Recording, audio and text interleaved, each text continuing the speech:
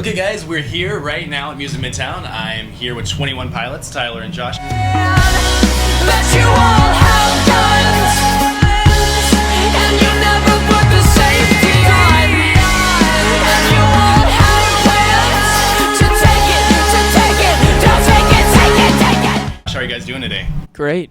Great. You guys excited about performing such a big festival? Yes, we love festivals. We love playing in front of people who are into music, and that's what mostly festivals are. So Exactly. That's going to be great. You guys formed the band in 2009. Where did the name 21 Pilots come from? The band name came from a play that I was studying when I was going to school at the time. It's called All My Sons by Arthur Miller. He was creating airplane parts for the current war. He found out that those parts were faulty, so he had a decision to make. Do I send out the parts or do I recall the parts? He ended up sending the parts out to make money, and because he did that, 21 pilots died. And we kind of draw a conclusion from that story that we're not only as just individuals, but as a band, we have decisions coming our way, and there's the right decision and the wrong decision. And our band name is kind of a reminder to make sure that we make those right decisions, even if it takes longer to see benefits. Exactly. That's a good thing.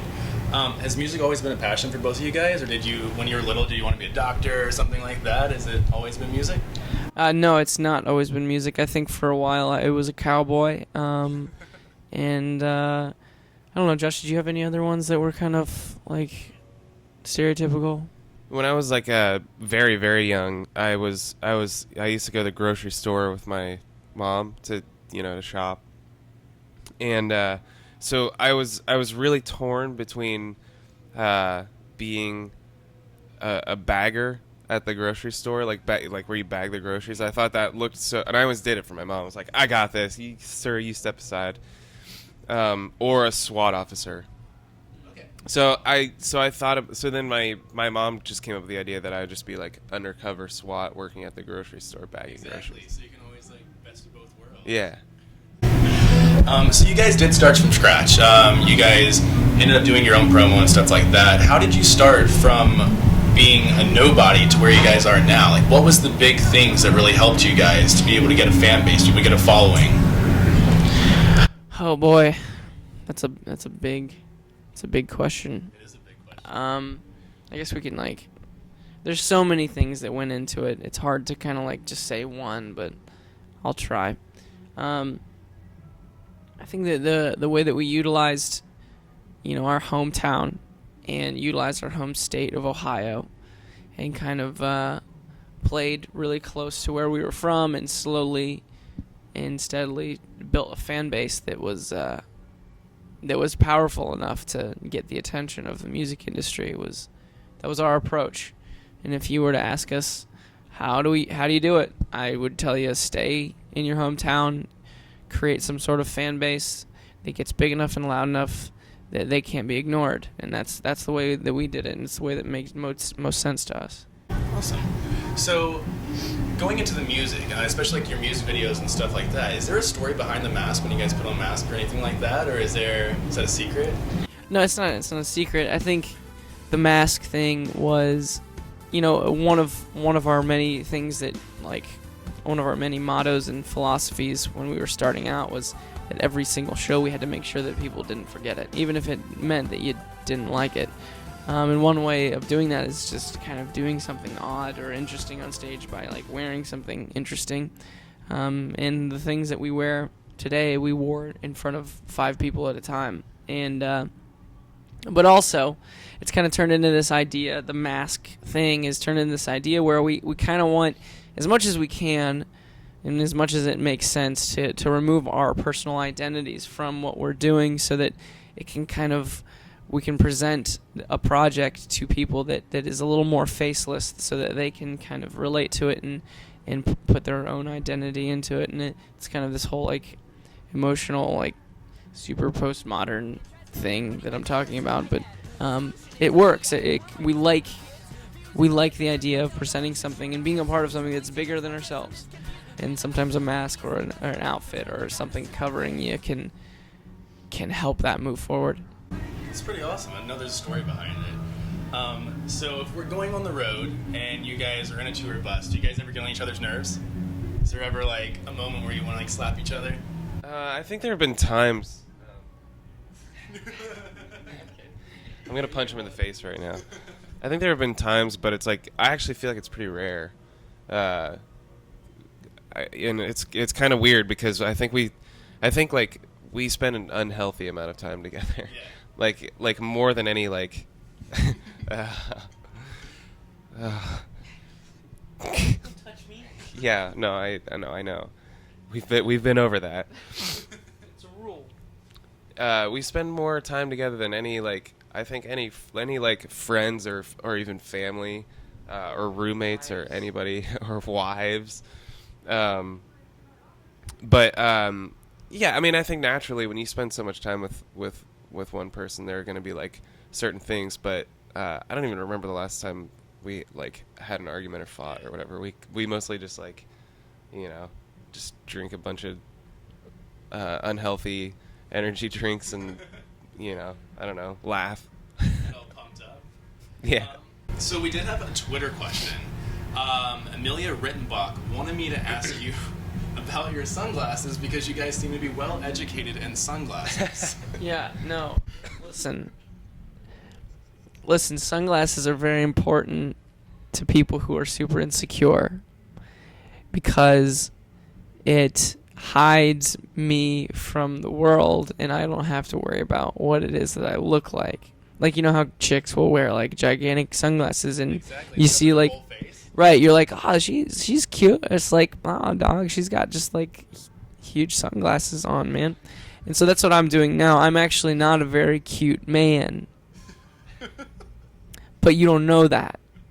You think that I could be a cute man. That's what you're walking away from this interview thinking. Now, Josh, is a cute man.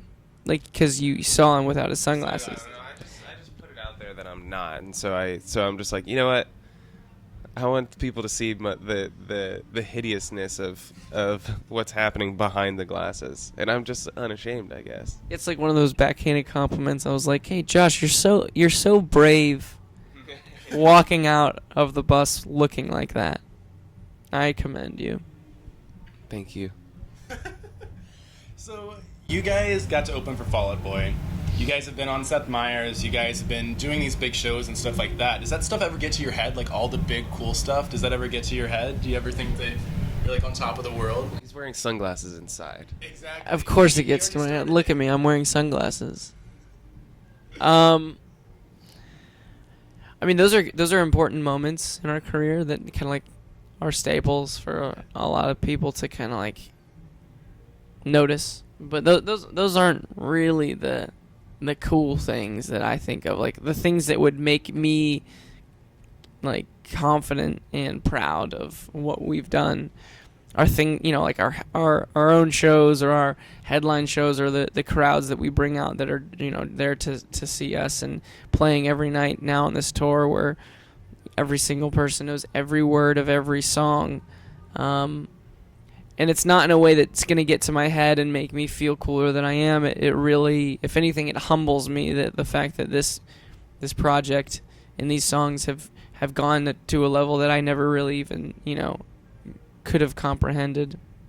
And the songs that I wrote that were by myself in a basement and never knew who was going to hear them, now they like have taken life and live in so many people's lives, and that's a cool feeling.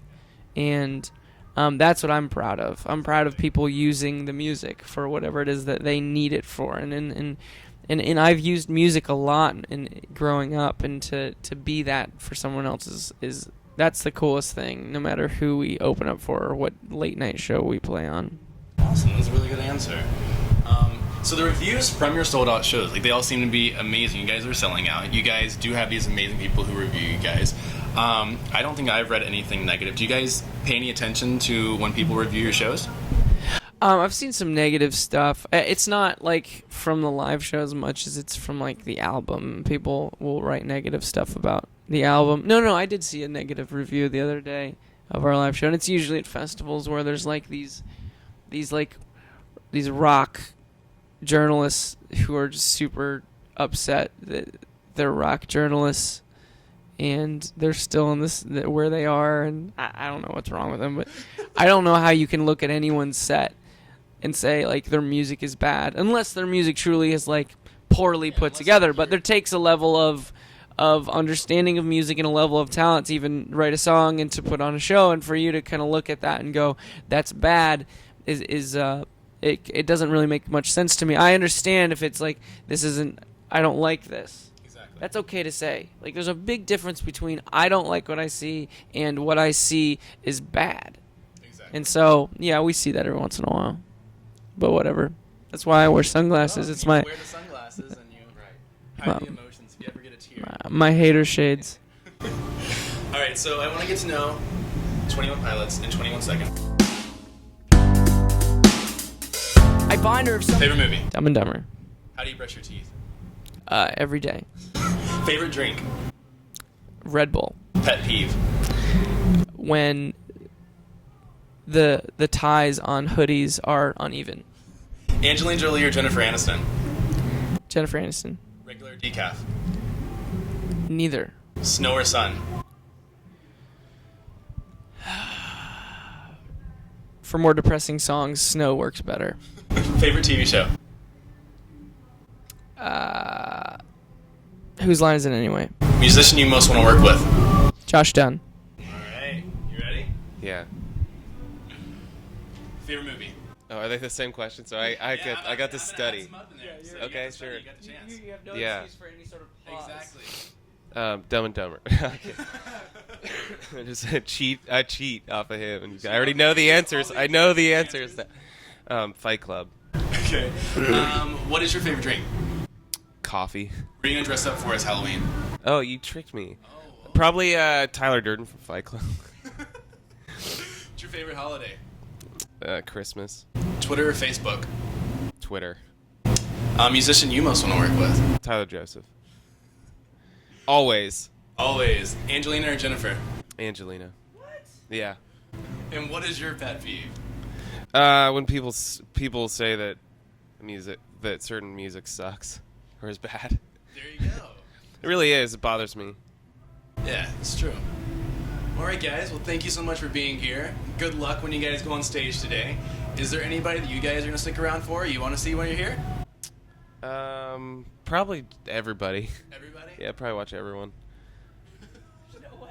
Yeah, I'm gonna watch a couple songs from like one and then run to the other thing and then watch a few songs and then You should have seen these people. Like, when the gates opened, they were running down the hills to get to the front of these stages. Like, that seems like what you would do. That's what I would do, but look at me now. I'm sitting on a couch in the air conditioning. So. Exactly. Well, thank you so much for being here today. Hope you do the best in your show. Good luck on everything else that's coming up. Thank you. Thanks.